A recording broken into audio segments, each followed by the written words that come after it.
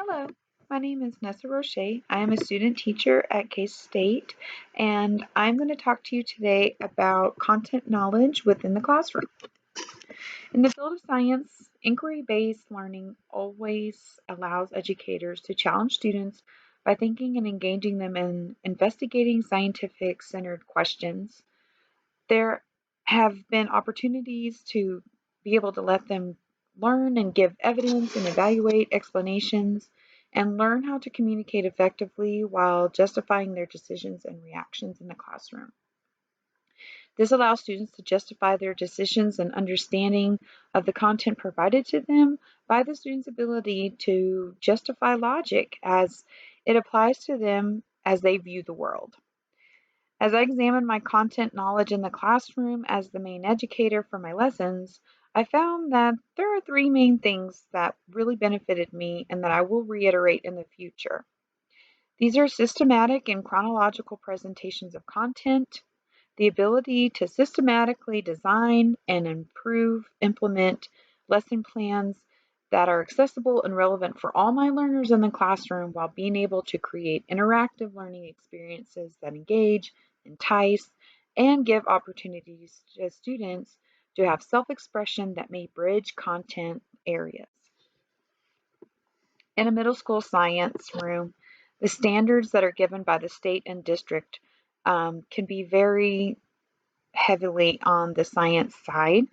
And I have learned that being able to give a systematic approach to presenting information to my seventh graders, it is important for me to first examine the curriculum and seek out accommodations and recommendations from my cooperating teacher as well as my team members on how they have presented the content in other ways before and how they made it relatable to other students in their previous experience.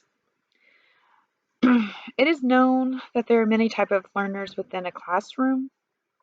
The teacher should be able to use supplementary resources and technologies effectively and to ensure the accessibility and relevance for all of the learners. For my classroom, as seen in my contextual factors, it included students from all over the world. They have different family backgrounds, physical and mental abilities, as well as language barriers. To succeed at this task, I had to be humble and I had to ask for directions from my team members. I had to ask the hard questions. What have you done before that has really driven this in lesson plan to make them understand it better? What accessibilities have you used or accommodations have you tried during the presentation in your past? What suggestions do you have of me as I present this information to them now?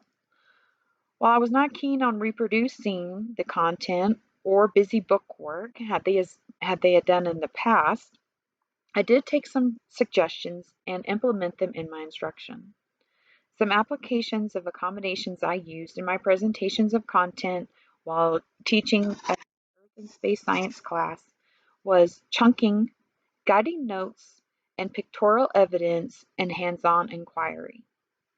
In science-based classroom, we do a lot of hands-on approach to learning new concepts, but this also has a social aspect of being in the classroom that is key to success in a middle school. For we had collaborative discussions in between concepts being presented during the lesson.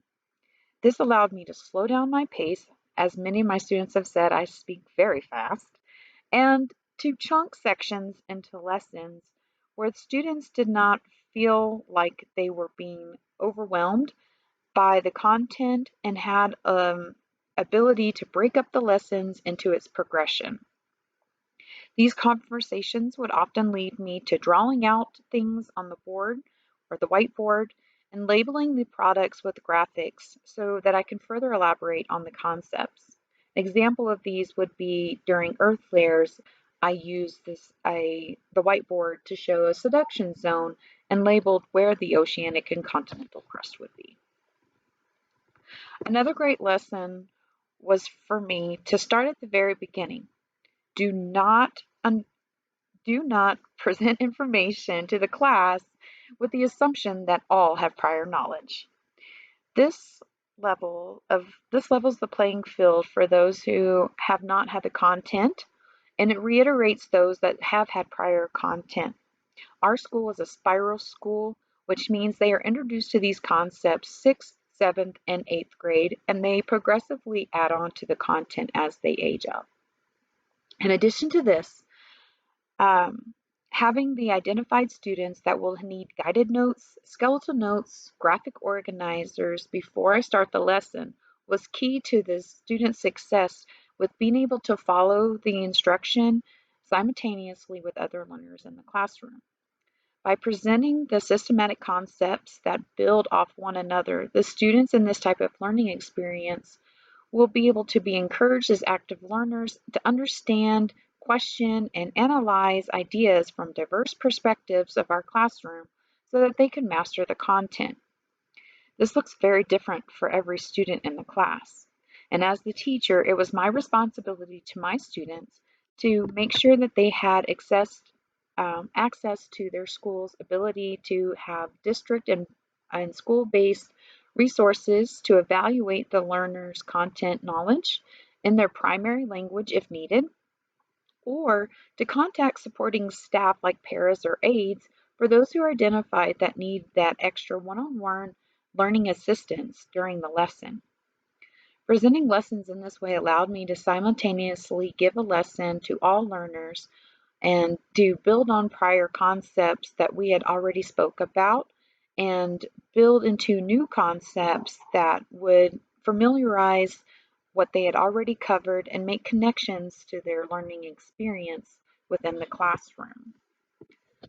Lastly, I have learned to my dismay that science is not every child's strongest subject.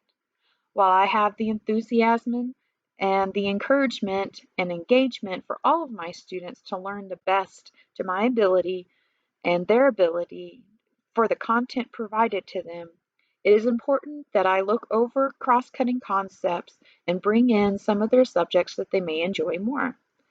The fact is that some children really succeed on being able to quantify with math or to be able to express themselves through language arts into many of lessons. This allows me to give them a freedom of a creativity to be able to reflect a part of them that is not normally seen in science and make them responsible for their own education in the way that they feel free to express themselves. This freedom of expression and individual thought process has been key to successful relationship building within my classroom. It guides students to be able to trust me that I have their best interests at heart and that the content will be mastered by the end of the lesson. Thank you for paying attention. Have a great day, and I hope that this helps.